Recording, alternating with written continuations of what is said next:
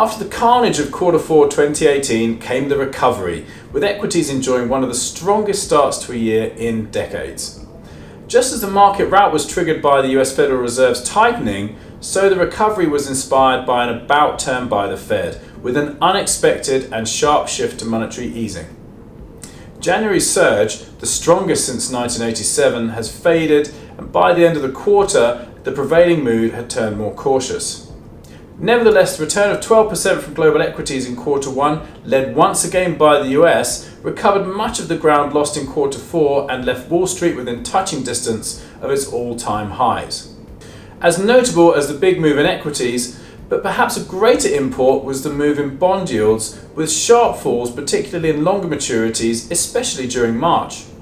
The yield on the 10-year US Treasury fell by 30 basis points, taking it down to 2.4%, and producing a return of 2.3% from Treasuries over the quarter. The key drivers of markets this year have been the increasing evidence of slower global growth, most prominent in China and Europe, and to a lesser extent the US, and the response of the central banks to this slowdown. Having pivoted to a more dovish, patient policy approach in December and January, the Fed delivered a surprise to the markets in March when, in effect, it called a halt to its tightening cycle. This means that quantitative tightening, which has significantly reduced liquidity in the markets, will be brought to an end earlier than previously anticipated. While less important than events in the US and China, Brexit continues to dominate headlines and the political discourse in the UK and Europe, and to overhang the UK economy and financial markets.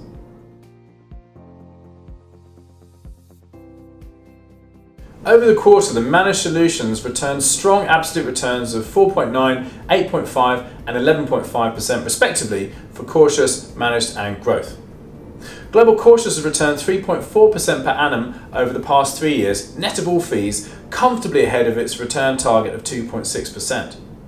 The corresponding figures for managed and growth are 3.4 versus 2.7 and 7.3 versus 4.4%, again over their respective holding periods. Asset allocation was neutral over the quarter, but manager selection was positive.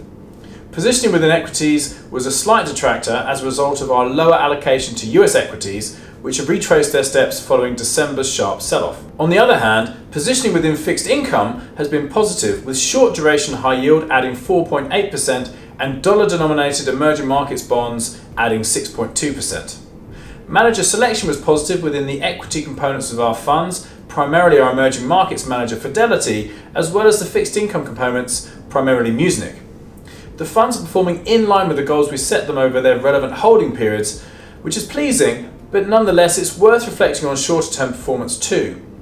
It has been a difficult 12 months in markets, with most global asset classes delivering low or negative returns. Our decision to reduce our allocation to US equities has not paid off over this period. We've discussed the reasons behind this positioning previously, but it can be summarised as what we see as a risky combination of high valuations, high profits and high leverage. Hence, we're comfortable to maintain an underweight position presently. Fixed income positioning, on the other hand, has been the key positive contributor to performance. We didn't elect to make any big changes to the portfolios over the quarter. We aim to evaluate economic and business fundamentals and to combine this with an understanding of prevailing market prices.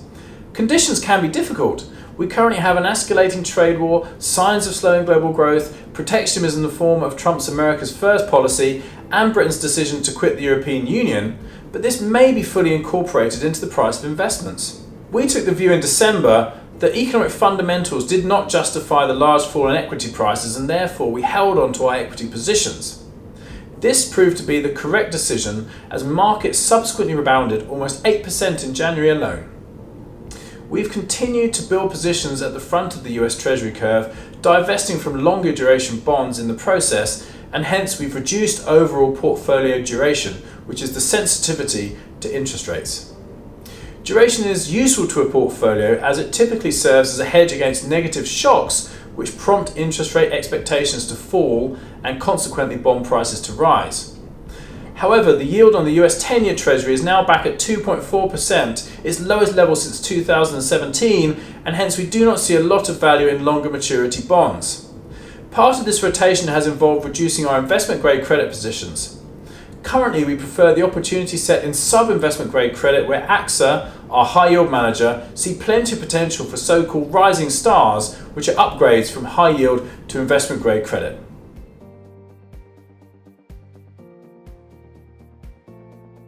Investors are right to be worried about trade wars, Brexit, and most importantly, slowing global growth. Leading indicators continue to point to weaker growth, especially in Europe. While returns from bond markets have been good in recent months, the falls in yields point to a structural as opposed to purely cyclical concerns and mean that future returns will be lower from here.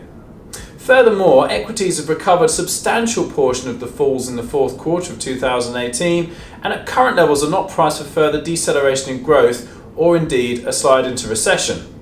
However, there is no sign of inflation on the horizon despite the length of this economic cycle, and the low levels of unemployment, especially in the US, provides considerable leeways to central banks and it eases the fear of policy errors. Interest rate rises are a distant prospect across the developed world. The big shift in monetary policy and the sharp falls in longer-term interest rates provide strong support for valuations of risk assets. The policy backdrop will remain supportive through this year, and we expect some of the major areas of uncertainty which have held back confidence and investment, notably US-China trade wars and possibly even Brexit, to begin to lift.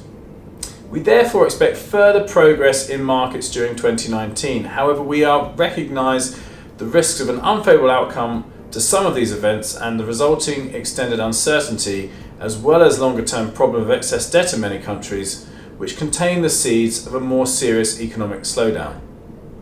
These uncertainties are enough to keep investors nervous and to trigger bouts of volatility, especially following the sharp rise in markets this year. Some period of consolidation is therefore quite likely, but we view the medium-term outlook as broadly positive and will use periods of weakness to accumulate risk assets.